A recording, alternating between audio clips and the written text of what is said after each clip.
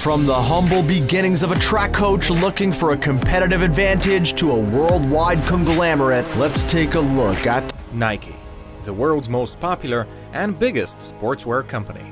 In just over 50 years, one man's dream of better shoes turned into a global corporation worth over $100 billion. Today, we're going back to the earliest days of Nike to figure out how that magic happened and what the ingredients were to their success.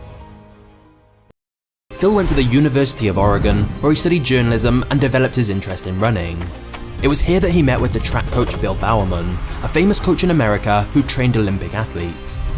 Phil trained under Bowerman as a middle distance runner, and the two men struck up a great friendship. They didn't know it at the time, but that friendship would later become the foundation of the biggest sports company in the world. But we'll get to that.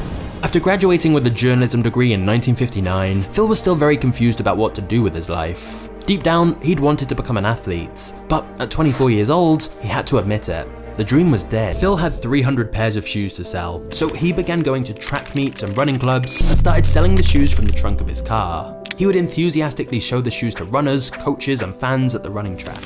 His commitment and drive, together with Bowerman's connections, saw them sell out all 300 pairs within just 3 months. The way that Phil Knight used to talk about Nike, I don't know if you've ever heard the story. He was speaking at a large conference and he stood up and he said to the audience, if any of you have ever run for exercise, can you please stand up? Most of the room stood up. He said, if you run at least once a week, please keep standing, everybody else sit down. Most of the room sits down. He says, if you run on, twice a week, please keep standing. He says, if you run 3 times a week, rain or shine, regardless of the weather or the temperature, please keep standing. There's now a smattering of people in the room. And he looks out at them and he says, the next time you're out there before the sun is up, it's dark, it's cold, and it's wet, and you're running by yourself, we're the ones standing under the lamppost cheering you on.